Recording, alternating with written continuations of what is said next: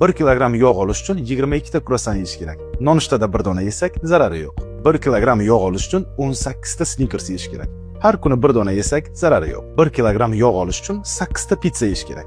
Lekin do'stlar bilan dam olish kunida bir dona pitsani zarari yo'q. Kruassan, Snickers, pitsa bular muammo emas.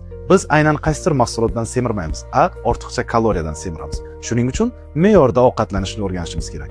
Menga obuna bo'lishni ham unutmang. 1 kilogramm yog' olish uchun 15 ta gamburger yeyish kerak. Ora-orada bir dona yeb tursak zarar qilmaydi.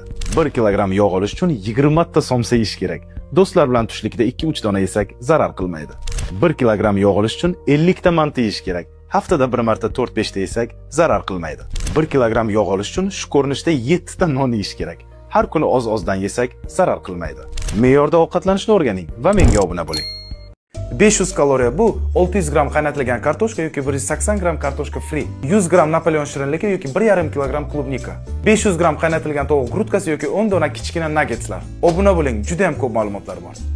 Mening vaznim 100 kilogramm, lekin 80 kilogramm bo'lmoqchiman. Xo'p, nonushtaga nima yeding? Tuxum. Bu yaxshi, lekin faqat oqini yesang ancha kaloriyasi kamayadi. Ichimliklardan faqat natural sok ichaman. Undan ko'ra Cola Zero ichsang umuman kaloriya olmaysan. Shirinlik yegim kelsa faqat Snickers yeyman. Keyingi safar zefir yeb ko'rgin, u ham shirin, lekin kaloriyasi ancha past. Mevalardan faqat banan bilan uzum yeyman. Voy, qiziq ekansan, hozir tarvuz sezoni. Maza qilib tarvuz yesang bo'ladi-yu. Obuna bo'lgin, ozishingga tezroq yordam beraman. Agar sizning vazningiz 85 kilogramm bo'lsa va siz ozmoqchi bo'lsangiz, siz bir kunda mana shuncha oqsil yeyishingiz kerak, mana shuncha uglevod va shuncha yog'lar kerak bo'ladi.